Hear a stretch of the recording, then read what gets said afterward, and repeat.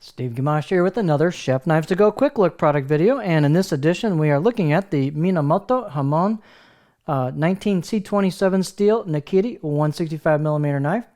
So as the name indicates, this knife has a core steel of what's known as 19C27 stainless steel. It's a good all-around characteristic stainless steel. Heat treat is a rather conservative 60 Rockwell on these, so it's not too brittle, so you have some toughness to it.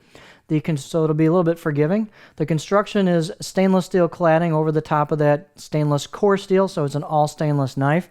And this has a pretty cool looking, kind of what they call Hamon line.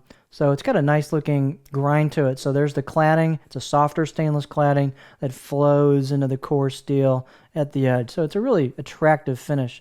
So the grind on the knife kind of comes down in a convex, and you can see they put a kind of artificial kasumi finish on this, and a line flowing down the blade. It doesn't feel, you don't feel that as a primary blade road like, let's say, on a Konesuke Fujiyama, but it just flows right into that. And you've got some kanji stamped on this particular side of the knife. It's an attractive blade. The weight of the blade is 151 grams, 5.3 ounces. Blade length, right about 165 on the edge, and the overall length, about 11.6. These are thin knives, so here's the spine look. 1.65 millimeter, quite thin, maintains that thinness all the way down to the end of the knife. And the height on this particular one is 42.4 millimeter at the rear and about 43.9, so it gains a little bit of height about halfway down the blade. Handle is a good basic black packerwood handle. This particular line of knives has a kind of a partial tang. So the tang comes around and extends to part of the blade and it lightens up the knife. And it's also got a relieved part in the back here for when you grip. If you've got really big hands, some people don't like that too much, but for kind of a medium size or smaller size hand, it's not a real big handle, but it's got a nice contour to it. And again, this is kind of a characteristic of that handle. This is just a sticker I left on there out of the box.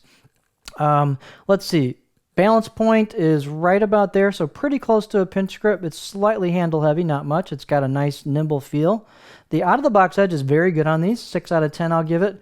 Very sharp. It's got some tooth or bite to the edge. Flows through product very nicely. The profile on this blade has pretty flat profile. You've got a rounded tip, so you can do a little bit of rocking on it. It's got a little bit of a back bevel or back round to the heel. So let's take a look at it on our board. Hope I didn't just cut myself there. Never done that yet on video.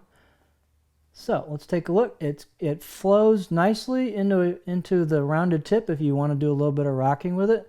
And it's got a pretty long flat spot, and it's got a little bit of a flow into the heel. So it's good all around profile for the board. It's plenty flat. It's light, it's nimble. Fit and finish is really nice on the blade. I think it's pretty well ready to roll right out of the box.